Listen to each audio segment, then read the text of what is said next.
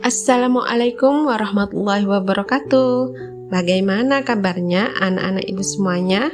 Hari ini kita akan belajar tentang bagian tumbuhan dan fungsinya pada pembelajaran IPAS fase B kelas 4. Apakah kalian tahu apa saja bagian-bagian tumbuhan dan apa peran dari setiap bagian tersebut? Yuk perhatikan gambar di samping saya. Di sini ada beberapa bagian tumbuhan. Mari kita sebutkan bersama-sama, mulai dari akar, batang, buah, daun, dan bunga. Wah, hebat sekali kalian dapat menyebutkan bagian-bagian tumbuhan dengan benar. Sekarang kita cari tahu apa fungsi dari setiap bagian tersebut. Mulai dari akar. Fungsi akar antara lain yang pertama, untuk menguatkan berdirinya batang. Yang kedua, menyerap air dan garam mineral dari dalam tanah. Yang ketiga, membantu penyerapan oksigen di udara pada tumbuhan bakau dan pandan. Yang terakhir yaitu menyimpan cadangan makanan, misalnya pada tumbuhan umbi-umbian. Agar kita lebih memahami apa saja jenis-jenis akar, yuk kita sama-sama melihat pada gambar berikut ini. Akar tunggang atau akar utama yaitu kelanjutan batang tumbuhan yang berasal dari pertumbuhan calon akar pada biji atau radikula, tumbuh tegak ke bawah. Akar jenis ini biasanya terdapat pada tumbuhan berbiji belah atau dikotil. Contoh tumbuhan yang memiliki akar tunggang antara lain mangga, jambu, jati, mahoni, melinjo, jeruk, dan lainnya.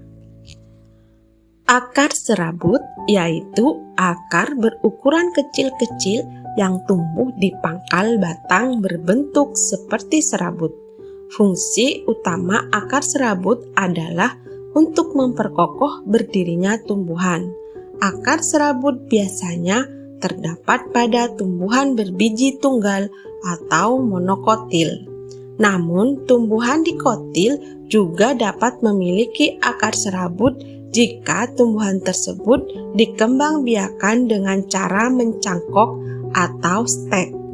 Tumbuhan berakar serabut contohnya seperti rumput, padi, jagung, tebu, bambu, dan lainnya. Akar gantung yaitu akar tumbuhan dari atas ke bawah dan akar tersebut menggantung di udara. Akar gantung ini berfungsi menyerap uap air dan gas dari udara. Namun, bila telah mencapai tanah, akar tersebut masuk ke dalam tanah dan berfungsi menyerap air dan garam-garam mineral. Contoh tumbuhan yang memiliki akar gantung antara lain pohon beringin dan bulu. Akar napas, akar ini tumbuh ke atas muncul dari permukaan tanah atau air. Akar napas mempunyai banyak celah tempat masuknya udara. Tumbuhan yang mempunyai akar napas misalnya bakau, pandan, dan kayu api. Akar pelekat yaitu akar yang tumbuh di sepanjang batang. Akar pelekat terdapat pada tumbuhan yang tumbuh memanjat. Akar ini berfungsi untuk melekat batang pada tembok maupun tumbuhan lain. Tumbuhan yang mempunyai akar pelekat misalnya sirih dan merica. Nah, sekarang kita cari tahu juga apa fungsi dari batang bagi tanaman. Batang berfungsi sebagai penyokong atau penopang agar tumbuhan tetap berdiri tegak. Selain itu, sebagai tempat melekatnya daun, bunga, dan biji.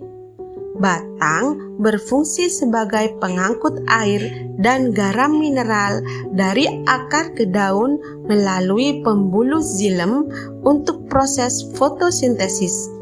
Sesudah itu, batang akan mengangkut zat-zat makanan hasil fotosintesis dari daun ke seluruh bagian tumbuhan melalui pembuluh floem. Batang juga berfungsi sebagai tempat penyimpanan cadangan makanan. Pada beberapa tumbuhan, misalnya batang pada tumbuhan sagu dan inau.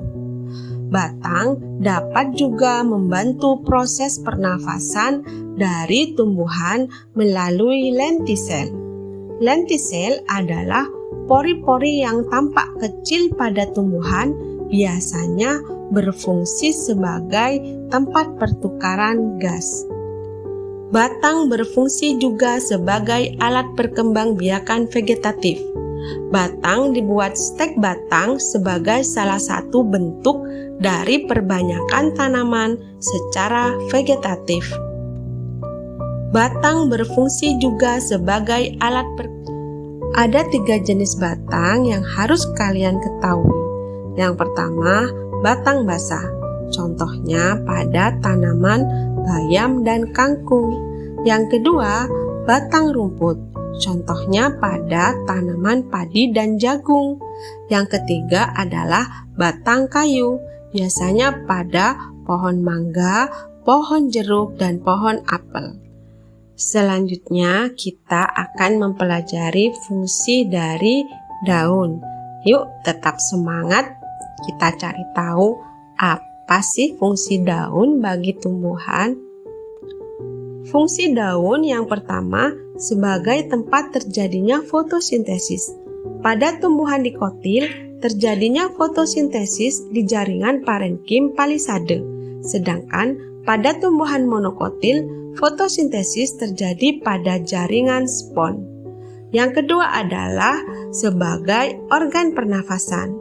Dalam daun terdapat stomata yang berfungsi sebagai organ respirasi. Selanjutnya, fungsi daun yaitu sebagai tempat terjadinya transpirasi atau hilangnya uap air dari permukaan tumbuhan. Yang keempat yaitu sebagai tempat terjadinya gutasi atau pelepasan air dalam bentuk cair dari jaringan daun. Yang kelima sebagai alat perkembangbiakan vegetatif, misalnya pada tanaman cocor bebek atau tunas daun. Jenis daun berdasarkan bentuknya ada 5 macam. Yang pertama, melengkung pada tanaman sirih. Yang kedua, menyirip pada tanaman jambu dan mangga. Yang ketiga, sejajar pada tanaman jagung dan padi. Yang kelima, menjari pada tanaman singkong. Nah, coba kalian sebutkan contoh-contoh yang lain yang ada di sekitar lingkungan kalian. Wah, kalian hebat sekali hari ini. Masih semangat kan? Yuk kita lanjutkan tentang fungsi bunga bagi tumbuhan. Bunga merupakan alat perkembangbiakan secara kawin pada tumbuhan. Beberapa bunga memiliki warna yang cerah, berfungsi sebagai pemikat hewan pembantu penyerbukan. Beberapa bunga yang lain menghasilkan panas atau aroma yang khas, juga bertujuan memikat hewan untuk membantu penyerbukan. Adapun bagian-bagian bunga meliputi tangkai, mahkota, kelopak, benang sari, dan putik. Benang sari berfungsi sebagai alat kelamin jantan dan putik sebagai alat kelamin betina. Coba kalian perhatikan gambar ini agar kalian lebih mengetahui secara detail apa saja bagian-bagian pada bunga. Nah, ini bagian dari tumbuhan yang mungkin menjadi hal yang paling kamu sukai. Apa itu? Kalian benar. Adalah buah. Apa saja fungsi buah bagi tanaman itu sendiri? Fungsi buah adalah sebagai tempat penyimpanan cadangan makanan dan sebagai tempat biji. Buah atau fruktus adalah organ pada tumbuhan yang merupakan perkembangan dari bakal buah atau ovarium. Buah biasanya membungkus dan melindungi biji. Ayo tebak, buah apa ini? Ye, kalian benar. Ini adalah buah apokat. Nah, di dalam buah apokat terdapat biji. Biji merupakan calon individu baru bagi tumbuhan. Terima kasih sudah belajar dengan baik hari ini. Jangan lupa ya, kalian terus semangat dan rajin belajar supaya menjadi anak yang hebat. Assalamualaikum warahmatullahi wabarakatuh.